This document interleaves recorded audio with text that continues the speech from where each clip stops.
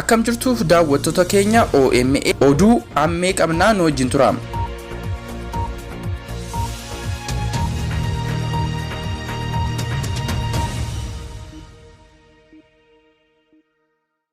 Bulchiinsi Abbaa Hirree Itoophiyaa godina Wallaggaa Bahaatti bilbilaa fi intarneetaa cufuun hawaasa nagaa irratti haleellaa xiyyaaraa raawwataa jiraachuun dhaga'amee jira.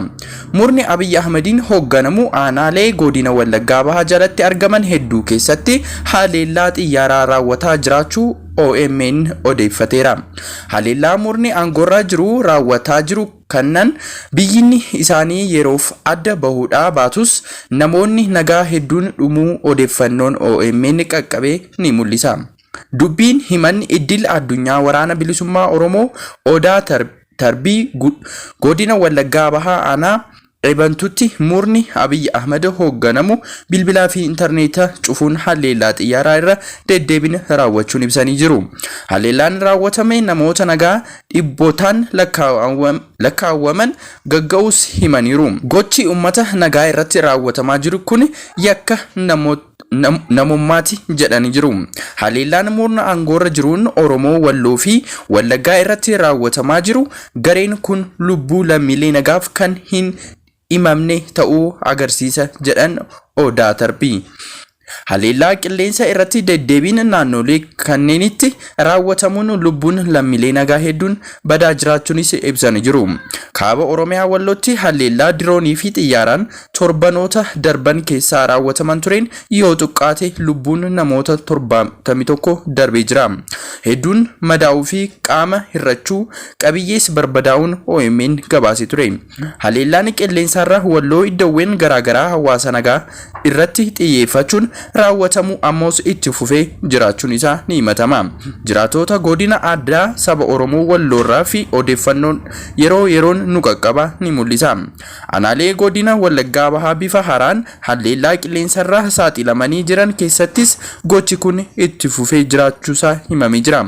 Aanaa Ebantuu alattis aanaalee akka Gida Ayyaanaa Kirmaa fi Limmuu haleellamaa jiraachuu odeeffannoo irra jira.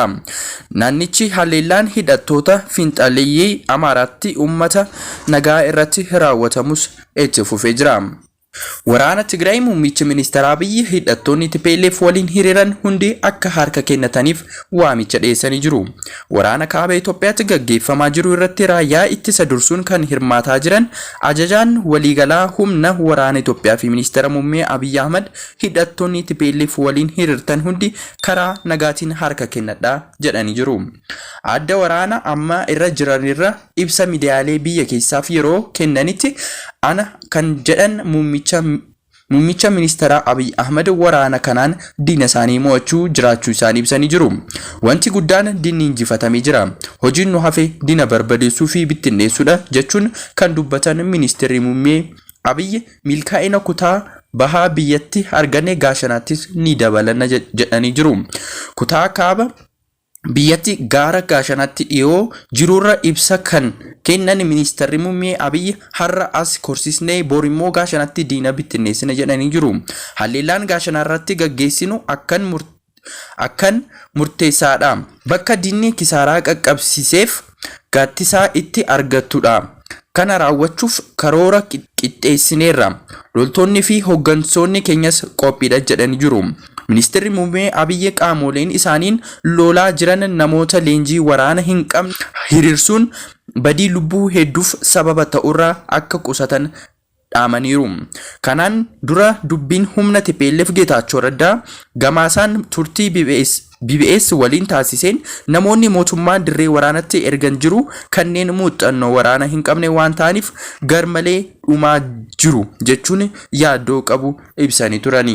Guyyaa har'aatiin sadaasa 21/2014 liiziin labsii yeroo muddama hawaasa godina Shawaa Kaabaa naannoo Amaaraatti godina addaa sablammii Oromoo Keemisee fi godina Walloo Kaabaa jiraataniif akeekkachiisa dabarsee jira. Akeekkachiisa darbe gara keenyatti yeroo qaqqabu kan isinitti dabarsinu ta'a.